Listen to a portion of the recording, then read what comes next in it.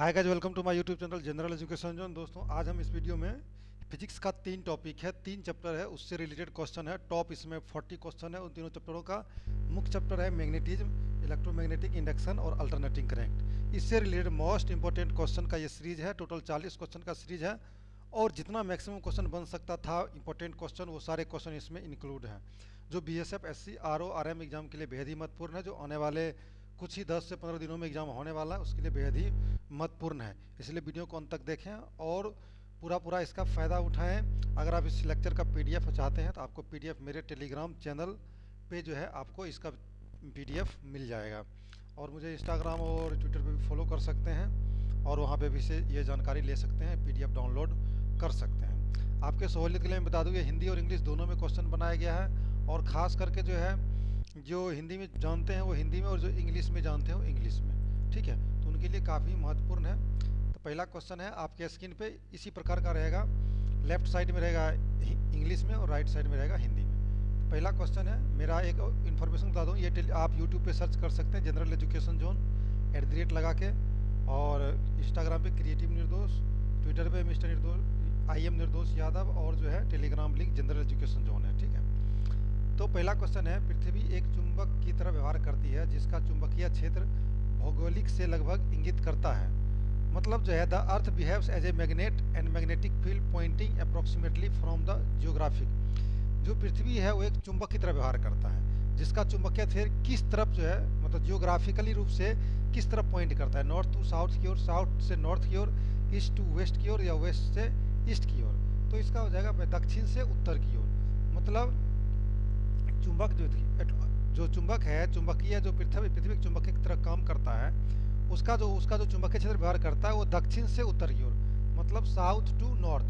South to north मतलब इसे मान सकते हैं, ये साउथ से नॉर्थ की तरफ इसका चुंबकीय क्षेत्र जाता है। मतलब साउथ से ओरिजिनेट होता है और नॉर्थ पे जाके टर्मिनेट होता है चुंबकीय फील्ड। ठीक है, नेक्स्ट है पृथ्वी के, तो ऑप्शन नंबर बी है, सही हो जाएगा, बी हो जाएगा। नेक्स्ट है, पृथ्वी के चुंबकीय क्षेत्र की ताकत है। पृथ्वी के चुंबकीय क्षेत्र की ताकत क्या है? हर जगह स्थिर होती है, हर जगह शून्य होती है, बहुत अधिक मूल्य वाले होते हैं, या पृथ्वी की सतह पर जगह जगह बदलती रहती है। तो पृथ्वी का चुंबकीय क्षेत्र जो है पृथ्वी की सतह पे हर एक जगह बदलती रहती है। ऑप्शन नंबर डी हो जाएगा। नेक्स्ट है, निम्नलिखित में से कौन पृथ्वी के चुंबकीय क्षेत्र के लिए जिम्मेदार है? जो पृथ्वी के चुंबकीय क्षेत्र के लिए कौन जिम्मेदार है? ये जिम्मेदार है पृथ्वी के मूल संवहन धाराएं, मतलब कन्वेक्टिव करेंट्स इन अर्थ्स कोर।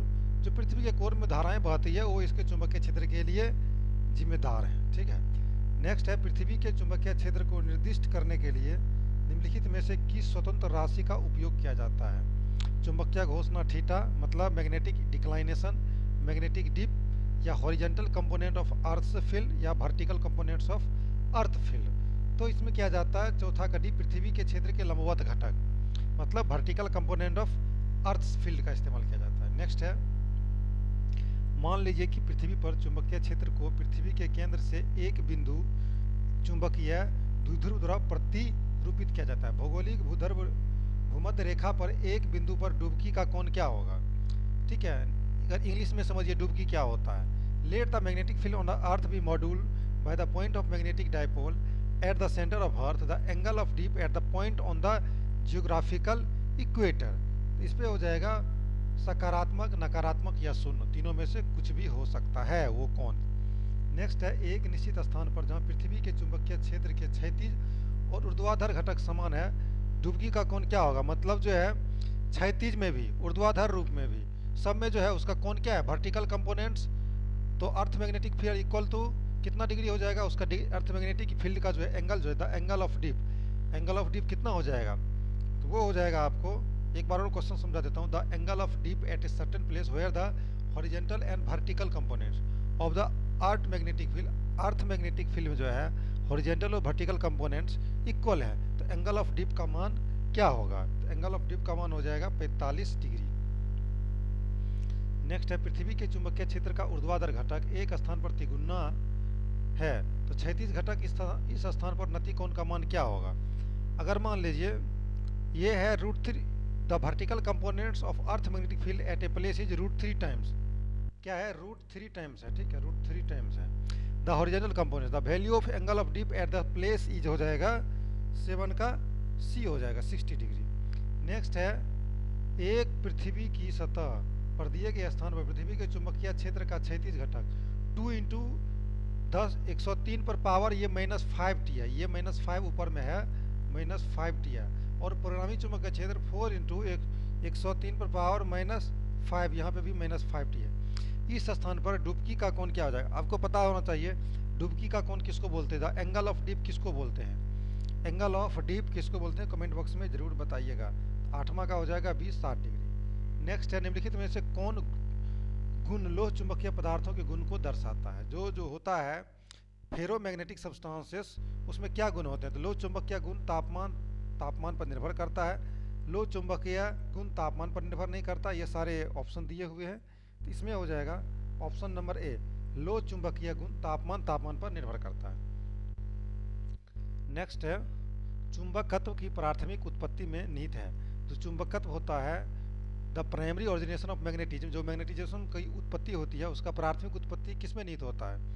तो वो होता है इलेक्ट्रॉनों के परमाणु वर्तमान और आंतरिक स्पिन पर, इलेक्ट्रॉनों के परमाणु वर्तमान और आंतरिक स्पिन पे। नेक्स्ट है परिनालिका, magnetic momentum for solenoid and corresponding bar magnetic is. परिनालिका था संगत छड़ चुंबक के लिए चुंबकीय आघूर्ण है, तो इसमें हो जाएगा 11 के दोनों के लिए बराबर। नेक्स्ट है चुंबकीय मोनोपोल के बारे में निम्नलिखित में कौन सा सही है? इसमें कथन दिया गया चुंबकीय मोनोपोल के बारे में, इसमें कौन सा कथन सही है? इसमें कथन चुंबकीय मोनोपोल के बारे में, चुंबकीय मोनोपोल मौजूद नहीं होता है, चुंबकीय मोनोपोल मौजूद नहीं होता है, एग्जिस्ट नहीं करता है, ठीक है, वो सिर्फ कल्पना किया जाता है। नेक्स्ट है दो समान छड़ चुंबकों को उनके केंद्रों से d दूरी पर स्थिर किया गया है, जैसा कि चित्र में दर्शाया गया है। जैसे आप देख रहे हैं छड़ है दो, इसको d दूरी पर क्या स्थिर किया गया है, यहाँ पे केंद्र O से, केंद्र जो यहाँ पे आप देख रहे हैं O से, ये जो O केंद्र है, ये केंद्र O है, O से दूरी d पर दो चुंबक के अंतराल के बीच P एक स्थान, P एक स्थिर आवेश Q रखा गया है। ये आवेश जो है स्थिर आवेश है, Q रखा गया है। आवेश Q पर डैश बल होगा, तो आवेश Q पर क्या बल होगा? आवेश Q पे जो यहाँ बल लगेगा वो शून्य बल लगेगा, क्योंकि डिस्टेंस जब समान है तो इधर से भी और इधर से भी बराबर फोर्स लगेगा। वैसे भी इधर भी नॉर्थ पोल है, इधर भी नॉर्थ पोल है, नॉर्थ पोल और नॉर्थ पोल के बीच क्या होता है? रिपल्सन होता है, ठीक है। तो दोनों का अगर खींचने की कोशिश भी करेगा तो बराबर बल लगेगा, जिसके कारण दोनों बराबर में से माइनस करने के बाद वो 0 हो जाएगा। नेक्स्ट है जैसा कि चित्र में दिखाया गया है, एक धारावाही लूप को 4 अलग अलग दिशाओं में एक समान चुंबकीय क्षेत्र में रखा गया है। उन्हें संभावित ऊर्जा के घटते क्रम में व्यवस्थित करें। अब ये धारावाही तार लूप जो है दिया गया, इसमें करंट प्रवाहित हो रही है, एक लूप है, इसमें एक करंट प्रवाहित हो रही है, और करंट प्रवाहित हो रही है तो इसको जो है आपको चुंबकीय क्षेत्र रेखा के दिशा में घटते क्रम में जो व्यवस्थित करना है। इसमें घटते क्रम व्यवस्थित कैसे करेंगे आप?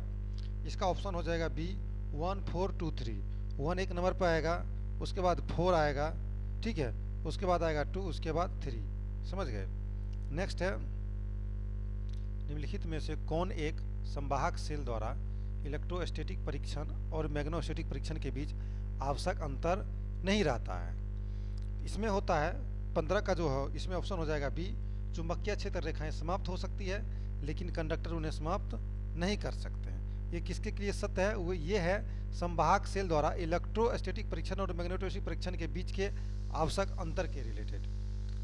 नेक्स्ट है चुंबकीय क्षेत्र में किसी भी बंद सतह के माध्यम से शुद्ध चुंबकीय प्रवाह होता है। चुंबकीय क्षेत्र में रखा कोई वस्तु है तो उसमें शुद्ध चुंबकीय प्रवाह कितना होता है? तो उसमें शुद्ध चुंबकीय प्रभाव होता है शून्य। कोई मान लीजिए वस्तु है, ये चुंबकीय क्षेत्र में रखा है, तो भाई इसमें चुंबकीय प्रभाव नगण्य शून्य हो जाएगा, ठीक है। नेक्स्ट है दिए गए आंकड़े में चुंबकीय क्षेत्र की सही दिशा इंगित करें। चुंबकीय क्षेत्र का सही दिशा क्या हो जाएगा? ये हो जाएगा चुंबकीय क्षेत्र की सही दिशा, ऑप्शन नंबर डी है। ये चुंबकीय क्षेत्र बनाया गया इस प्रकार का चुंबकीय क्षेत्र का सही दिशा होता है। नेक्स्ट है the magnetic flux linked with a coil of N turns of area of cross section A held with his plane parallel to the field B is. क्षेत्र बी के समांतर अपने विमान के साथ रखे क्रॉस सेक्शन ए के क्षेत्र के एन मोड़ के कॉइल से जुड़ा चुंबकीय प्रभाव क्या होगा? तो इसमें चुंबकीय प्रभाव आपका हो जाएगा 8वां का डी 0। फेराडे के नियम किसके संरक्षण का परिणाम है? फेराडे का नियम से किसका संरक्षण होता है, किसके संरक्षण का परिणाम है वो। फैराडे का नियम किसके संरक्षण का परिणाम है, तो हो जाएगा ऊर्जा संरक्षण का परिणाम है। नेक्स्ट है,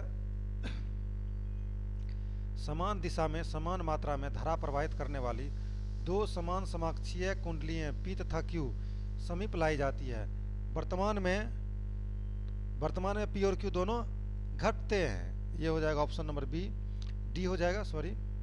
और 21 का है, चुंबकीय क्षेत्र में गतिमान तार में प्रेरित धारा की दिशा का उपयोग करके क्या ज्ञात किया जाता है। चुंबकीय क्षेत्र में गतिमान तार में प्रेरित धारा की दिशा का उपयोग करके हम क्या ज्ञात करते हैं, तो ज्ञात करते हैं, जो ज्ञात करते हैं उसको बोलते हैं फ्लेमिंग के दाहिने हाथ का नियम।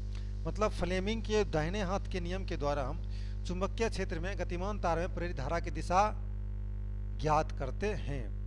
नेक्स्ट है, लेंज का नियम किसके संरक्षण का परिणाम है, तो लेंज का नियम है ऊर्जा संरक्षण के परिणाम। नेक्स्ट है, एक परिनालिका को एक बैटरी से जोड़ा जाता है ताकि उसमें से एक स्थिर धारा प्रवाहित हो। यदि परिनालिका में एक लोहे की कोर डाली जाती है तो धारा प्रवाहित होगी, तो ये धारा प्रवाहित हो जाएगी, कम प्रवाहित होगी, ठीक है। अब परिनालिका किसको कहते हैं, इस प्रकार का नली बना होता है, ये आप सुन सिलिंड्रिकल टाइप का नली बना होता है और इस पे तार लपेटा रहता है, ठीक है, तो इसको परिनालिका बोलते हैं। नेक्स्ट, निम्नलिखित में से कौन सा कथन सही नहीं है, तो आप कथन पढ़ लीजिए एक बार ध्यान से और हमें बताइए। मैं आपको बता दूं, इसमें जो है लेंज का नियम संवेग के संरक्षण के नियम का परिणाम है, ये गलत है। बाकी सब जो है क्या सही है, मतलब इसमें सही नहीं है, तो इसमें डी होगा, ये सही नहीं है, बाकी सब सही है।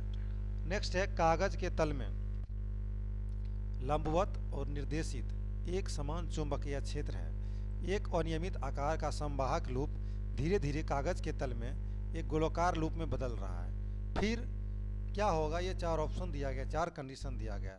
तो इस चार कंडीशन में आपका लूप में एंटी क्लॉकवाइज दिशा में करंट प्रेरित होगा, ठीक है।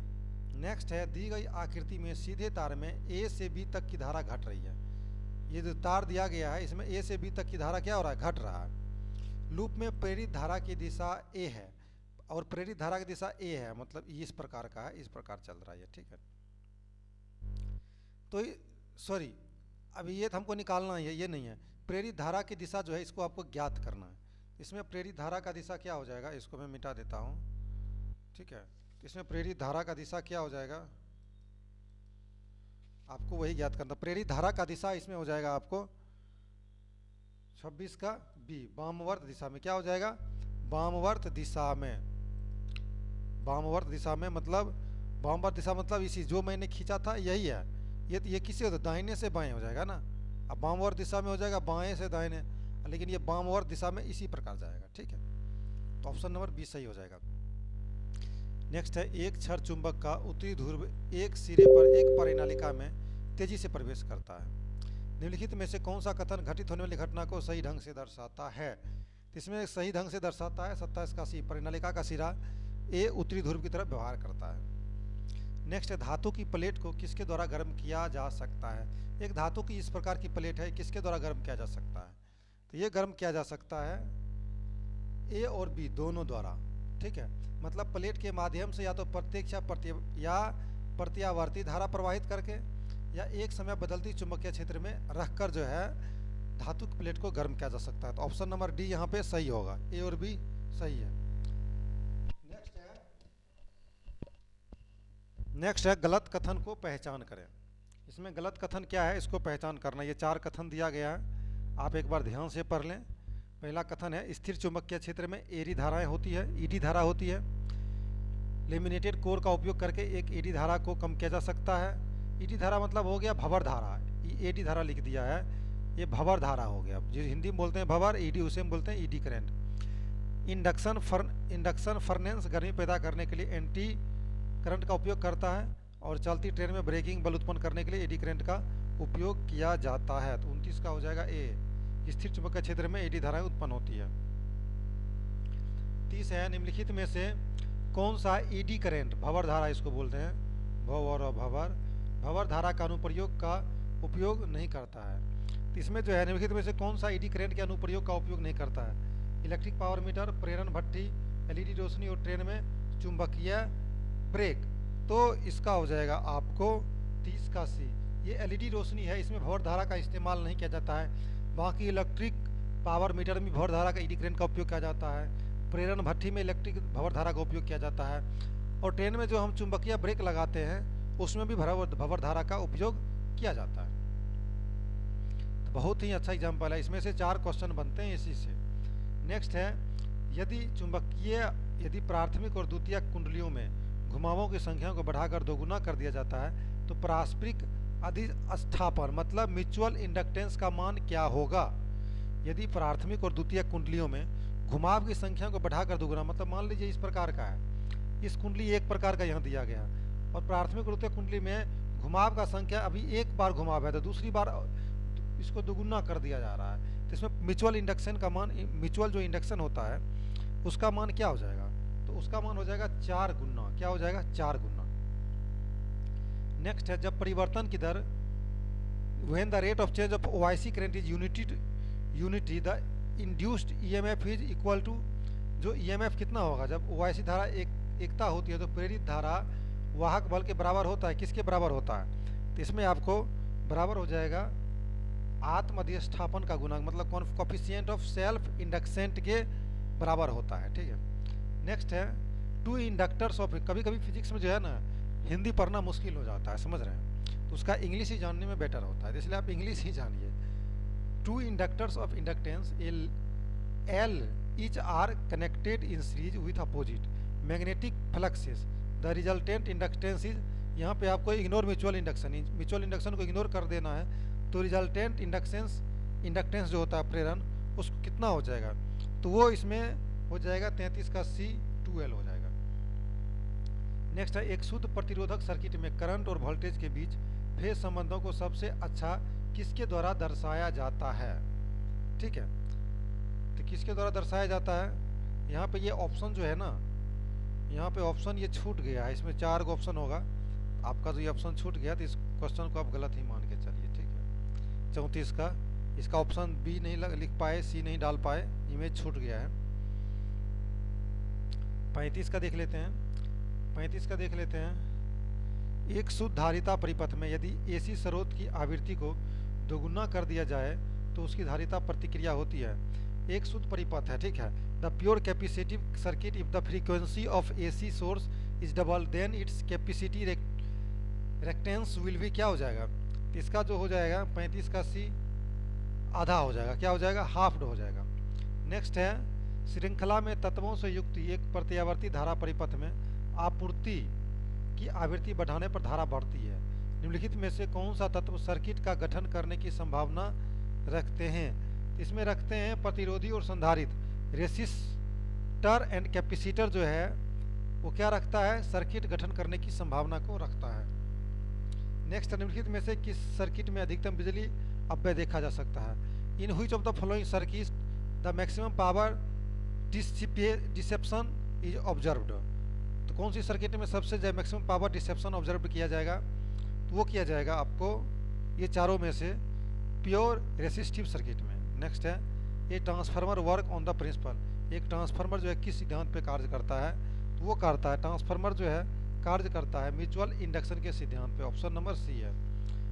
39 है, एक आदर्श स्टेप डाउन ट्रांसफार्मर के लिए, देखिए ट्रांसफार्मर 2 प्रकार का होता है या 3 प्रकार का जो भी होता है आपको पता है। एक आदर्श, उसमें एक होता है स्टेप डाउन ट्रांसफार्मर और स्टेप अप ट्रांसफार्मर भी होता है। स्टेप डाउन ट्रांसफार्मर के लिए दोनों कॉइल के लिए मात्रा स्थिर रहती है, इसमें से 2 कॉइलों के लिए मात्रा क्या स्थिर रहता है स्टेप डाउन ट्रांसफार्मर के लिए, इसमें रहता है 39 का डी, कॉइल्स में शक्ति 40 है। निम्नलिखित में से किस सर्किट में अधिकतम बिजली अपव्यय देखा जाता है, सबसे ज़्यादा बिजली की खपत किस सर्किट में होगा। इन चारों में से सबसे ज़्यादा बिजली खपत होगी शुद्ध प्रतिरोधी सर्किट में, किस में हो जाएगा, शुद्ध प्रतिरोधी सर्किट में। ये था टॉप 40 क्वेश्चन। वीडियो को लाइक और शेयर जरूर कीजिएगा। मिलेंगे नेक्स्ट क्लास में, तब तक के लिए जय हिंद।